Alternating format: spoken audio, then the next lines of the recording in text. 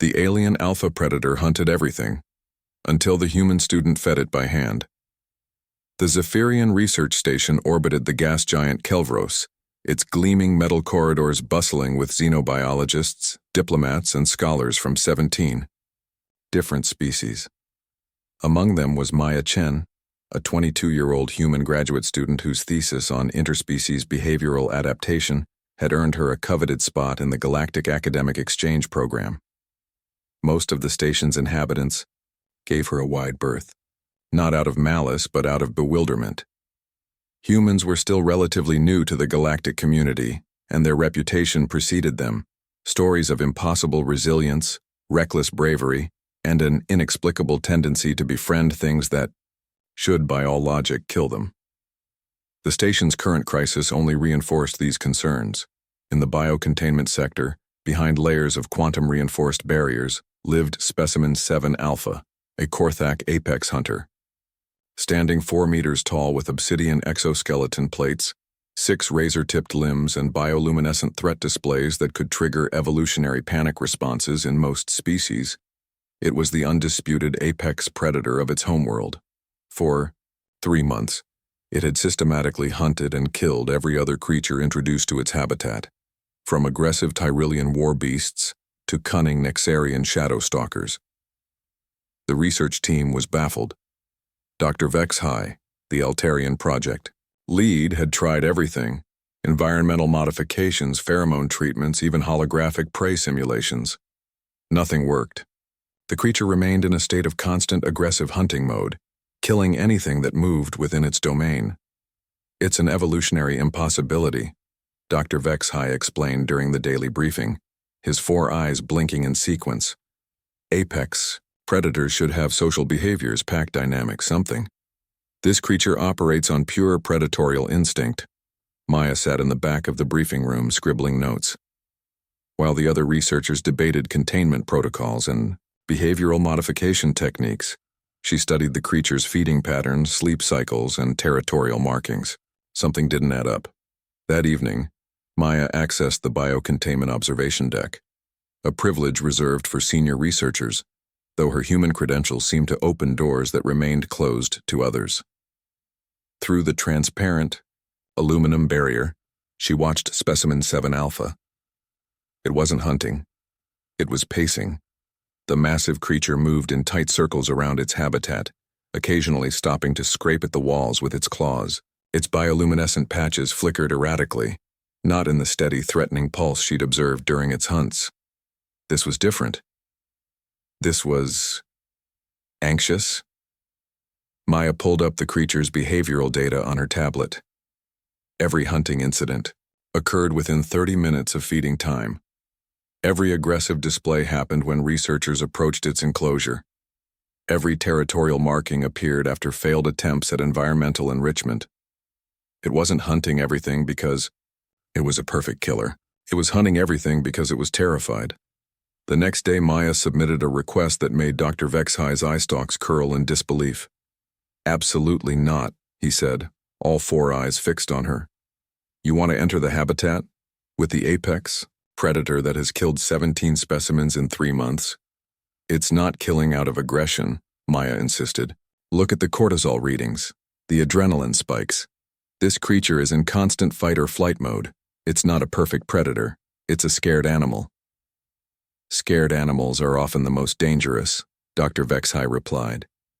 "To other animals, yes. But humans..." Maya smiled. "We're weird, remember?" It took 3 days of arguing, 17 safety protocols, and an emergency override from the station commander before Maya was cleared to enter the habitat. She wore no protective gear except a basic environmental suit. In her hand, she carried a small container of Korthak nutritional supplements. The moment she stepped through the airlock, Specimen 7 Alpha's head snapped toward her. Its bioluminescent patches flared brilliant crimson, and it dropped into a hunting crouch. Maya could hear the research team's panicked voices through her comm unit, but she muted them. Instead of running or freezing, Maya sat down cross-legged on the habitat floor. The creature approached, each step deliberate and predatory. Its razor claws extended, and a low thrumming sound emerged from its throat, what the research notes described as a pre-attack vocalization. Maya opened the container and held out a single nutritional pellet. Specimen 7 Alpha stopped 3 meters away, its head tilted. The thrumming continued, but softer now, confused rather than threatening. "Hey there, big guy," Maya said softly. "You're not scary. You're just lonely, aren't you?" She tossed the pellet toward the creature. It landed, halfway between them. Specimen 7 Alpha stared at it, then at Maya, then back at the pellet. Slowly, cautiously, it crept forward and sniffed the offering.